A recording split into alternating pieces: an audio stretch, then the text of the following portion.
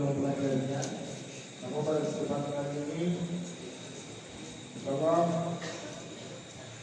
yang menyampaikan adalah sebuah pesan yang semoga menjadi pengetahuan bagi antum semuanya. Bagaimana kita bersikap berakhlak yang mulia sebagaimana akhlak para ulama. Itu juga bisa seorang imam yang terkenal, yang masyhur, yang mendapat julukan Amirul Mukminin fil Hadits. Ya, apa julukannya? Amirul Mukminin fil Hadits. Dia adalah Imam Bukhari rahimahullah taala, yang mana memiliki karya Sahih Bukhari. Dan Sahih Bukhari merupakan kitab paling sahih nomor 2 di dunia setelah Al-Quran. Setelah itu diikuti kitab yang masyhur juga daripada murid beliau, yaitu Muslim Al-Hasan. Namanya Sahih Muslim, Sahih Muslim. Jadi pertama adalah Al-Quran, yang kedua adalah Sahih Bukhari, dan ketiga adalah Sahih Muslim. Dan Sahih Bukhari merupakan Amirul Mukminin fil Hadits, pemimpin kaum muslimin dalam ilmu hadis. Beliau pada tahun 205 Hijriah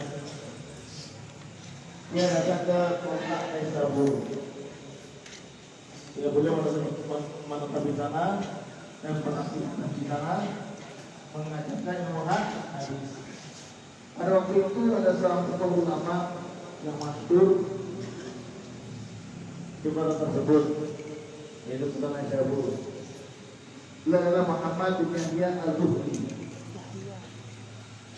yang mana ulama ini memiliki banyak santri, banyak murid-murid, sehingga setelah itu ketika Imam Bukhari datang ke Naisabur,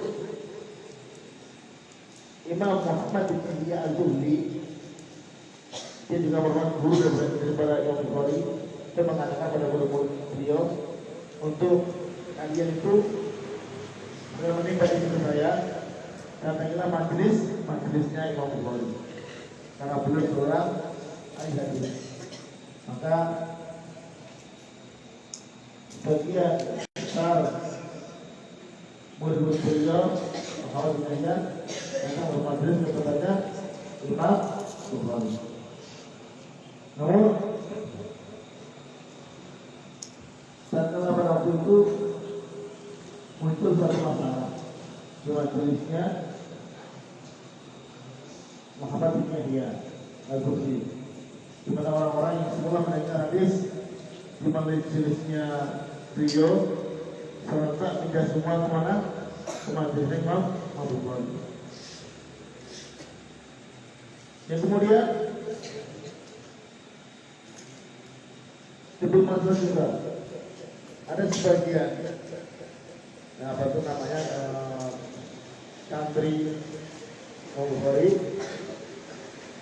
yang menanyakan tentang pandangan Al-Quran, bagaimana Imam Bukhari memandang Al-Quran ini.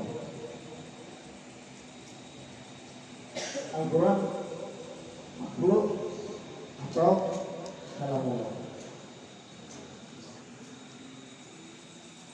Dia mengatakan, wahai Abu Bilal, apa pandangan kamu mengenai Al-Quran?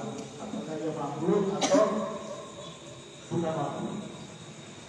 Gimana jawabnya?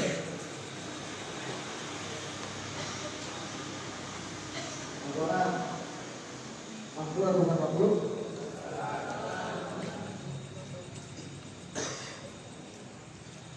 Kemudian Imam Bukhari mau menjawab seperti ini, karena pada waktu itu buktinya luar biasa dan nama ini. beliau untuk menjawab pertanyaan tersebut.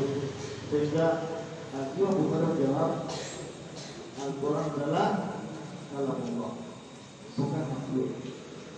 Sementara perbuatan hamba adalah makhluk. Dan memuji seseorang dengan perkara ini adalah perkara bid'ah. Kalau menjawab Al-Quran adalah kalam Allah, bukan makhluk. Sementara perbuatan hamba itu adalah, dan orang yang memuji perkara ini maka itu suatu perkara pun tidak. Tetapi kesimpulan yang diambil oleh orang-orang yang mendengar ini akhirnya menyebutkan sendiri tanpa dijelaskan kepada tanpa tampilkan kepada Imam Bukhari. Jadi kalau saya baca tilawah itu masuk. Kenapa?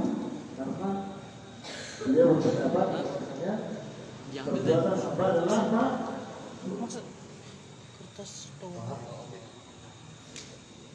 Akhirnya sebenarnya bersebar di tengah-tengah kaum muslimin.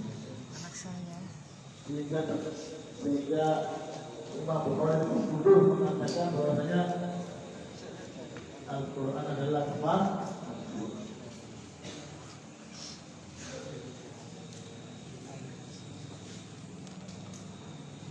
Kemudian kita teman-teman tentang ini.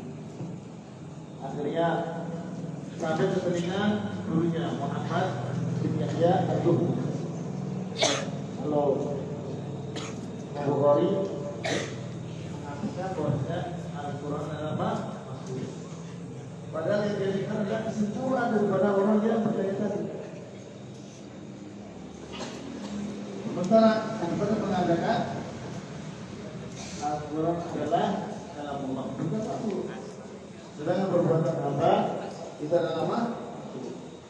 Ketika disimpulkan sendiri, akhirnya menimbulkan kalimat baru. Apa kalimatnya? Al-Quran adalah makhluk. Ini sudah sama.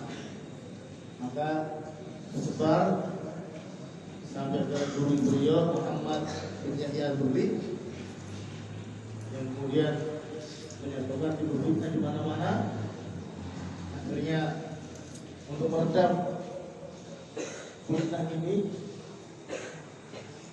Imam Bukhari hijrah tidak dari Naisabur tempat bertanya. Namun pada waktu itu semua santrinya itu juga meninggalkan Imam Bukhari setelah dia berpendapat seperti itu. Karena para santrinya hanya mendengar kesimpulan yang entah siapa menyimpulkan bahwasanya Al-Quran adalah makhluk. Kita semuanya bubar kecuali satu orang, yaitu Imam Muslim yang ikut Muslim bin Hajjaj dan Ahmad bin Salamah. Dua orang ini kan meninggalkan hadisnya tersekian di situ. Karena apa? Dia paham Imam Bukhari tidak mengatakan begitu. Akhirnya Imam Bukhari untuk menepis memfitnah dan hijrah ke tempat lain untuk mengetahui kenyataan ini. Maka beliau pergi meninggalkan Naisabur. Kemudian baru ketika Muhammad An-Nasr Al-Mamusi dia mendengar bahwasanya Bukhari mengatakan dengan ayat barang siapa yang mendakwakan, barang siapa yang menuduh diriku berpandangan bahwasanya Al-Quran adalah makhluk, dia aku lafalkan adalah makhluk, karena dia adalah penduduk manusia. Sesungguhnya aku tidak berpendapat seperti itu.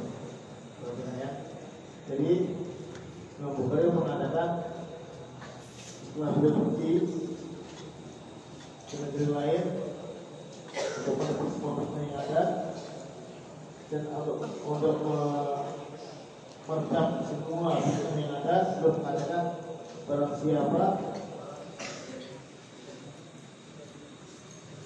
yang mendakwakan yang menuduh diriku berpandangan bahwa Al-Quran adalah makhluk yang melafalkan adalah makhluk, maka dia adalah seorang dusta dan sesungguhnya saja menurut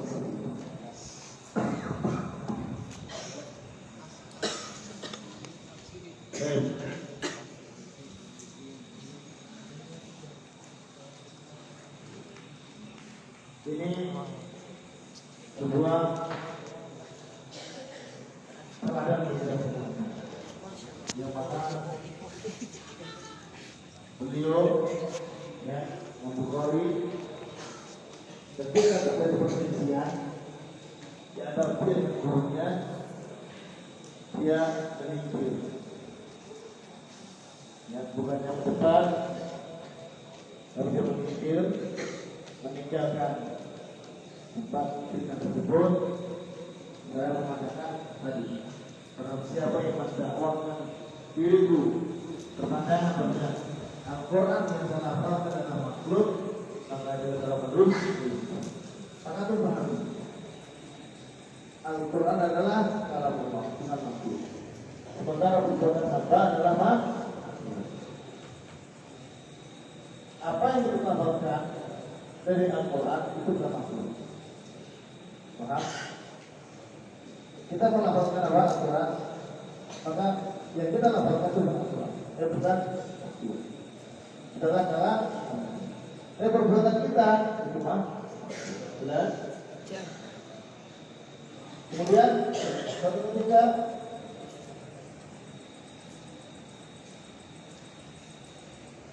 Muhammad bin Ismail ini, saya Muhammad bin Ismail, Bukhari itu namanya adalah Muhammad bin Ismail. Dia seorang ulama ya. Ketika Bukhari ya beliau ditanya oleh beberapa orang, mengapa kau tidak pernah mendoakan keburukan terhadap orang-orang yang telah menzalimimu atau menyakitimu atau memfitnahmu? Kenapa kau tidak mendoakan orang-orang yang selama ini dan selamat itu memfitnahmu, menzalimimu? Karena adalah mustahil, adalah ilmiah atau murjiah, karena orang yang mengatakan Al-Quran adalah makhluk itu adalah orang-orang ilmiah.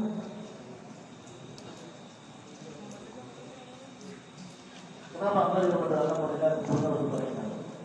Maka beliau menjawab, dengan sekali, yaitu karena Rasulullah SAW bersabda,